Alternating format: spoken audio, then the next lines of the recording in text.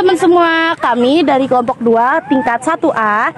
Di sini kami akan mengunjungi Monumen Pancasila Sakti dan Sasmita Loka Jenderal Ahmad Yani. Sebelumnya izin memperkenalkan diri, saya Devi Pusdianti dari tingkat 1A dengan PM 1042.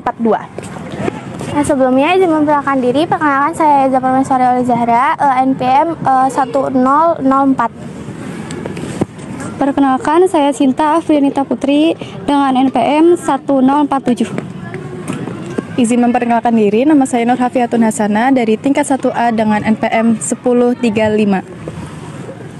Izin memperkenalkan diri, saya Nur Aisyah dari kelas 1A dengan NPM 1016.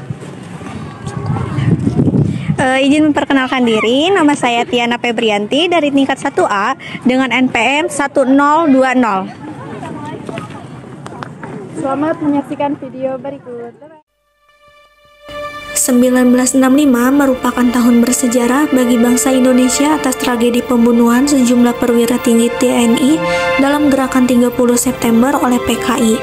Jejak sejarah kelam peristiwa G30 SPKI masih dapat dijumpai di kota Jakarta, salah satunya di Museum Sasmita Loka, bekas kediaman Jenderal Ahmad Yani yang terletak di Jalan Lembang D58 Jakarta Pusat. Di tempat inilah Jenderal Ahmad Yani dibunuh dengan rentetan tembakan peluru oleh tentara Cakrabirawa. Setelah 1 Oktober 1965, rumah dinas Jenderal Ahmad Yani ini diserahkan kepada Angkatan Darat oleh Ibu Yayu, istri Ahmad Yani. Dan oleh Angkatan Darat, atas inisiatif dan prakarsa Ibu Yayu, dijadikan sebagai museum. Kemudian diresmikan pada tanggal 1 Oktober tahun 1966 oleh Jenderal Soeharto. Dan museumnya diberi nama Sasmita Loka Pahlawan Revolusi Jenderal Anumerta Ahmad Yani. Memasuki halaman pertama, saya langsung menuju pintu depan yang dimana terdapat ruangan pertama. Ruangan ini adalah tempat tunggu bagi tamu dan juga ruangan ajudan. Biasanya tamu-tamu diterima masuk lewat pintu depan ini dan diterima oleh ajudan Jenderal Ahmad Yani, yaitu Mayor Subadi.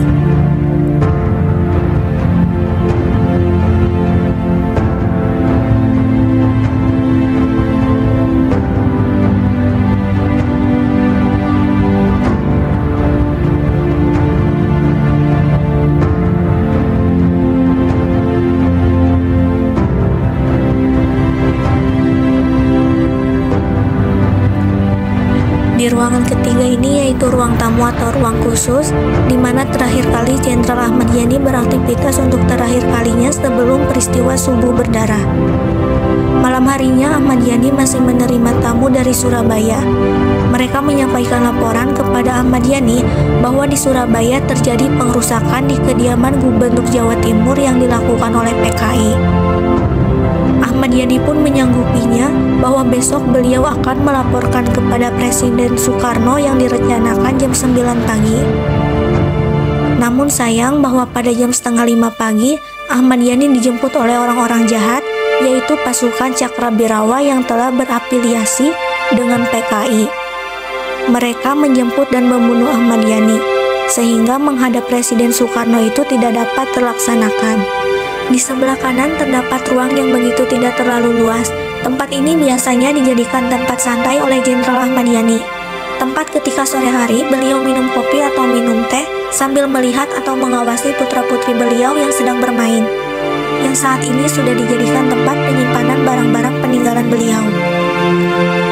Selanjutnya di sini ada ruang makan yang menyatu dengan minibar. Beranjak dari ruang makan menuju ke sebelah kanan, saya dijumpai pintu kaca yang retak akibat tembakan senjata. Pintu ini menjadi saksi bisu bagaimana Jenderal Ahmad Yani diperondong oleh peluru Cakrabirawa. Menembus pintu kaca, peluru yang ditembakkan Cakrabirawa saat itu juga mengenai lukisan dan sebuah lemari di kaca. Untuk mengingat di mana Jenderal Ahmad Yani terjatuh pertama kali setelah ditembak, dibuat sebuah tanda di bagian lantai. Selanjutnya saya mencoba menengok kamar tidur Jenderal Ahmad Yani dan putra-putrinya. Disinilah barang-barang pribadi keluarga Jenderal Ahmad Yani ini masih tersimpan rapi. Beranjak dari ruang tengah menuju ruang belakang, saya memasuki lorong, tempat di mana Cakrabirawa yang tergabung dalam G30 SPKI masuk ke rumah Ahmad Yani pada tanggal 1 Oktober 1965 dini hari. Ruang bagian belakang ini sekarang difungsikan sebagai galeri foto tentang Ahmad Yani semasa hidup hingga sejarah G30 SPKI. Masih ada banyak cerita yang dapat digali dengan berkunjung ke Museum Pahlawan Revolusi ini. Sebuah pembelajaran sejarah yang seakan mengantarkan kita ke masa lalu hingga larut dalam kesedihan saat mendengar kisah-kisah pembantaian para pahlawan. Sejarah memang tak akan bisa terulang, namun kisahnya akan senantiasa dikenang. Selanjutnya, setelah dari Museum Sasmita Loka ini, kami langsung menuju Monumen Pancasila Sakti, di mana tempat tersebut dibangun untuk mengenang 7 para pahlawan revolusi dalam tragedi Gerakan 30 September sebagai bentuk pemberontakan Partai Komunis Indonesia. Sekarang kita sudah ada di Monumen Pancasila Sakti, dan untuk tahu lebih lanjutnya mari kita masuk ke dalam. Lubang Buaya berasal dari nama desa. Jauh sebelum pemberontakan PKI, desa Lubang Buaya sudah ada. Lubang Buaya mempunyai kedalaman 12 meter dan berdiameter 75 cm. Sumur ini ditemukan atas bantuan dari seorang polisi tingkat 2 yang bernama Sukitman. Saat terjadi pemberontakan G30 SPKI, rumah ini menjadi salah satu saksi bisu kekejaman gerombolan anggota PKI saat menyekap dan menyiksa para perwira TNI yang saat itu berhasil diculik. Di dalam rumah penyiksaan inilah dapat dilihat diorama yang menggambarkan penyiksaan para perwira TNI yang diculik masih dalam keadaan hidup.